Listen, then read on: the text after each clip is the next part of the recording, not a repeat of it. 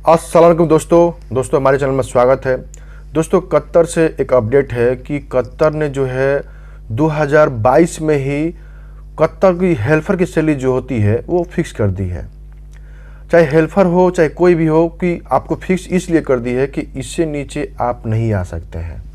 इससे नीचे आपको कंपनी देती है तो आप कंप्लेन कर सकते हैं, और जो वहाँ की रूल्स है, वहाँ के कड़क कानून है, फिर भी कंपनी जो है क्या करती है, बदमाशी कर देती है। कभी कभी कम सैलरी में भी लेके चली आती है। लोग हमारे इंडिया में ऐसे ऐसे भी लोग हैं कि कम सैलरी में काम करने के लिए भी तैयार रहते हैं।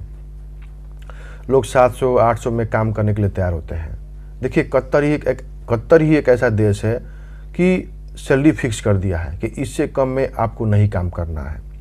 बाकी कंट्री में तो ऊपर नीचे होगा, जैसे सऊदी अरब हो गया, कुवैत हो गया, बहरीन हो गया, ओमान हो गया, दुबई हो गया, ये सब में ऊपर नीचे होता है।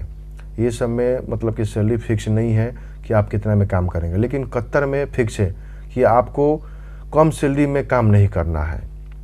जो गवर्नमेंट की रूल्स है, जो गवर्नमेंट ने तय किया है, मैं सारी इन्फॉर्मेशन आपको इस वीडियो में देने वाला हूं। तो इसीलिए चैनल को सब्सक्राइब कीजिएगा, अपने भाई को सपोर्ट कीजिएगा, ताकि हमको और भी मोटिवेट मिले और मैं और भी इन्फॉर्मेशन आपको ज़्यादा से ज़्यादा शेयर कर सकूं।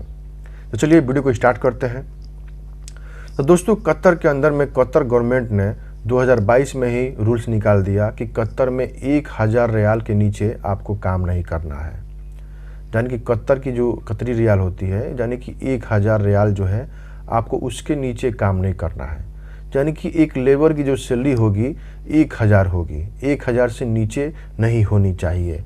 ये कतर की गवर्नमेंट ने नियम निकाला है। नियम क्यों निकालना ये भी समझ लीजिए। देखिए कतर में क्या होता है कि लोग कम कम सैलरी पे कंपनी लेके आती थी और ज़्यादा काम करवाती थी, और उनको प्रॉफिट नहीं होता था। और कभी कभी कोई कंपनी क्या होता है कि कम सैलरी पर लेके चली आती है और उसको ओवर टाइम नहीं देती है, उतनी ही सैलरी पे उसमें उसको खाना भी है, पॉकेट खर्चा भी है, तमाम तरह के खर्च भी होते हैं। ऐसा नहीं है कि आपको कंपनी अगर खाना दे रही है तो आपका खर्च नहीं होगा। भाई साहब बहुत खर्च है।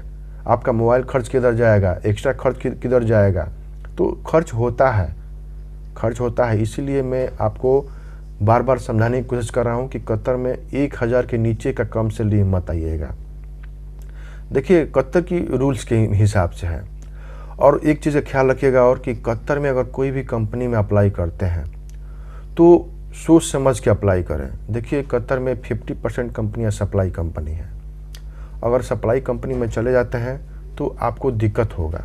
देखिए कतर के अंदर में बड़ी बड़ी सप्लाई कंपनी भी है। कोई सप्लाई कंपनी है अच्छी भी होती है और कोई बुरी भी होती है। लेकिन मैं आपको यही बोलूँगा कि अगर 50% सप्लाई कंपनी है कतर के अंदर में, तो उसमें से मात्र 5% की कंपनी आपको सप्लाई में अच्छी मिलेगी। नहीं तो 45% कंपनियाँ सप्लाई जो है आपको बराबर नहीं है।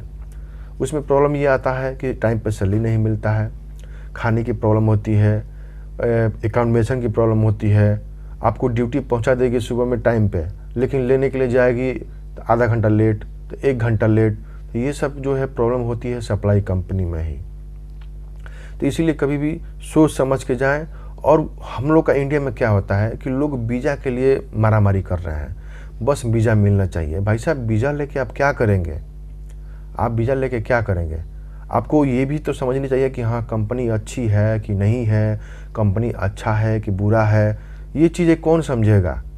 वहाँ से खाली वीज़ा लेने के लिए आप पैसा जमा कर देते हैं। लोग 70,000 रुपया 80,000 रुपया जमा करते हैं, यहाँ पर आते हैं तो क्या तो पैसा 15,000 घर पे भेज रहे हैं, तो 12,000 घर पे भेज रहे हैं। भाई साहब इतना पैसा लगा के 70,000 80,000 लगा के और उतनी मेहनत करके आप 10,000 12,000 रुपया घर पे भेजेंगे तो क्या फ़ायदा मिलेगा आपको?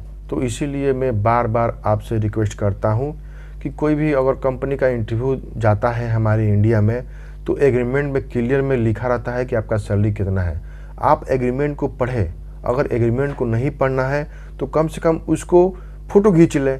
फ़ोटो खींच के आप कभी भी दूसरे से पढ़वा सकते हैं, कभी भी पढ़वा सकते हैं। 2 दिन बाद पढ़ाइए, 3 दिन बाद पढ़ाइए, क्योंकि आपको भी मालूम होना चाहिए कि हाँ हमने जो एग्रीमेंट में साइन किया है उसमें अंगूठा लगाते हैं, अंगूठा भी लगता है, तो उसमें सैलरी कितना है। कभी कभी क्या होता है कि क्लाइंट कुछ और बोल देगा, सैलरी कुछ और बोल देगा। तो ये आपको समझनी चाहिए, तभी आपको समझ में आएगा।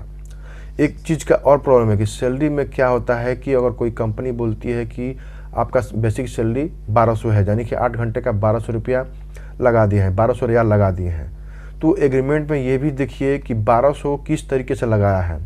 कभी कभी क्या होता है कि कंपनी क्या करती है कि बेसिक सैलरी लगा देगी 800 और अकाउंटेशन में मतलब कि अलाउंस में डाल देगी 400, यानी कि टोटल हो जाएगा 1200।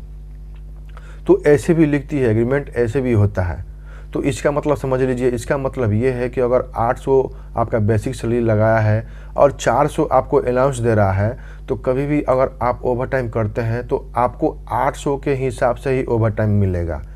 आपको ये नहीं है कि आपका टोटल सैलरी जो है 1200 है और 400 इसमें अलाउंस है और 800 बेसिक सैलरी है तो 1200 के हिसाब से मिलेगा, नहीं मिलेगा, कभी नहीं मिलेगा। आपको जो एग्रीमेंट में लिख गया है कि 800 सैलरी है, आपका बेसिक सैलरी है, 400 अलाउंस है, टोटल 1200, ऐसा होता है तो आप कभी भी ओवर टाइम करते हैं तो आपको 800 के हिसाब से ही सैलरी बनेगा, आपका ओवर टाइम मिलेगा।